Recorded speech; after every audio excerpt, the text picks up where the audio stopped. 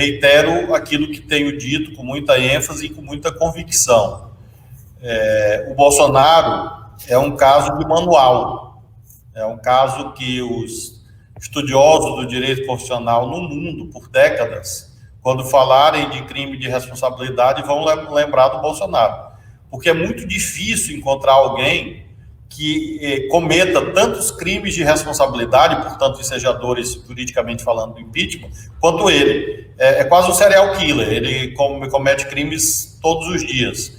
A começar do fato que o pouco apreço à verdade, ou o desapreço à verdade e o apreço à mentira, em si mesmo já é um crime de responsabilidade, porque é uma conduta violadora da dignidade, do decoro do cargo.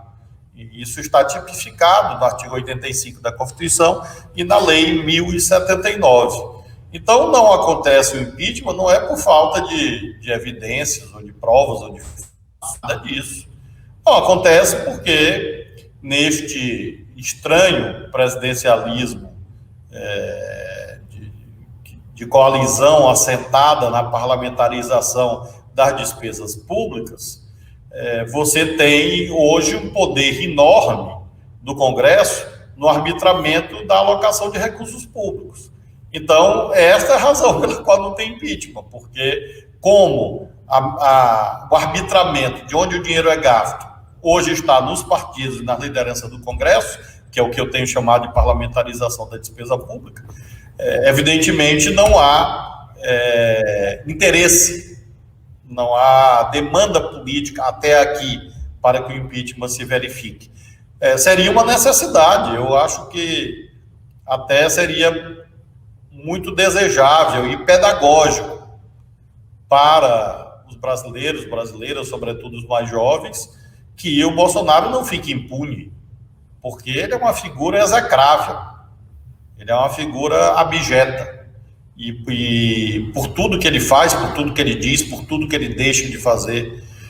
Então, quando os meus colegas professores de Direito Constitucional derem aula daqui a 20 anos e falarem do artigo 85 da Constituição, falarão de Bolsonaro. Então, eu não creio, sinceramente, Mário, que o impeachment seja uma probabilidade alta, mas, sem dúvidas, é uma necessidade. Não creio que ocorrerá amanhã, depois da manhã, mas isso também muda muito rapidamente. Mas seguramente o Bolsonaro, atende plenamente às circunstâncias ensejadoras do processo de impeachment. Não lhe parece que existe algum tipo de vício na nossa ordem, de maneira que uma presidenta como a ex-presidenta Dilma Rousseff foi impedida sem evidências claras de que ela havia cometido crime de responsabilidade, e agora um outro presidente, no exercício do cargo, com crimes de responsabilidade tão estabelecidos, seja, digamos assim, bloqueada o seu impedimento por razões parlamentares, digamos assim?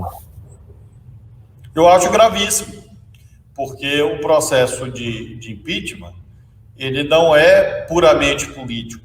Ele tem uma feição híbrida. Ele é um processo político, porque a casa que julga, que processa e julga, as casas são casas políticas, a Câmara e o Senado. Mas ele não é um processo discricionário, em que os integrantes, os membros dessas casas, possam decidir de qualquer jeito por pura subjetividade. Você tem um trilho normativo, e essa é a natureza híbrida do processo de impeachment, que faz com que, diante do crime de responsabilidade, deva ocorrer o impeachment.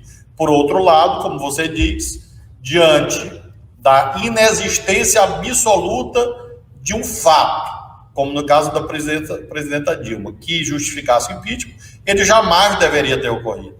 Então, eu acho isso muito perigoso, eu diria, porque a democracia tem uma margem de imprevisibilidade, porque a vida assim o é, mas não pode ser algo lotérico, algo assim absolutamente aleatório, que ninguém sabe o que vai acontecer, uma vez que todos nós precisamos de um certo coeficiente de segurança, certeza, previsibilidade.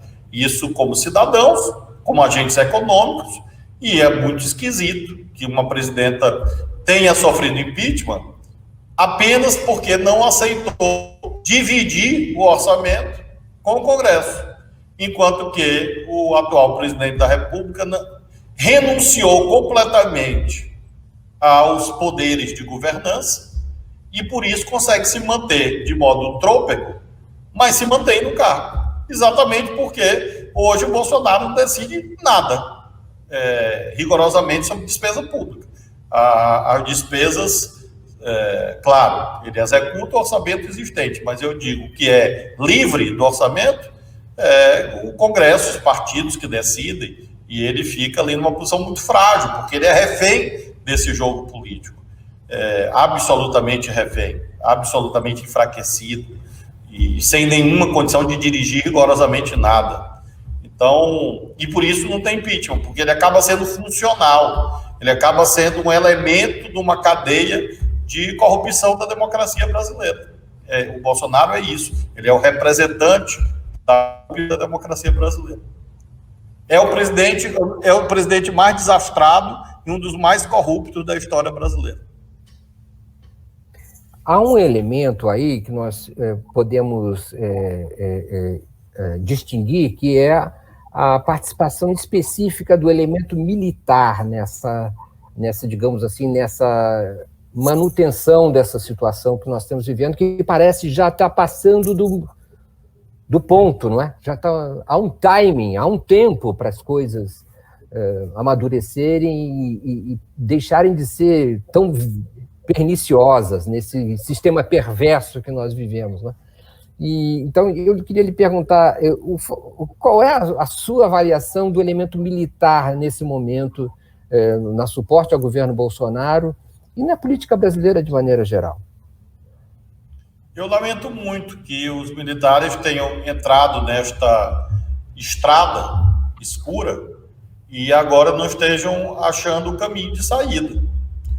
Os militares conseguiram se desvencilhar em larga medida da gestão incompetente, uma gestão violenta, arbitrária e ilegal que eles fizeram durante a ditadura e fizeram um reposicionamento de imagem, eu diria bem sucedido nas últimas décadas, 2 décadas, 3, quiçá, e agora botaram tudo a perder.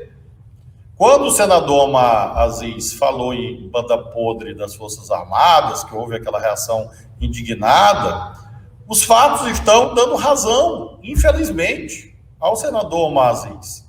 Existe, sim, não foi um.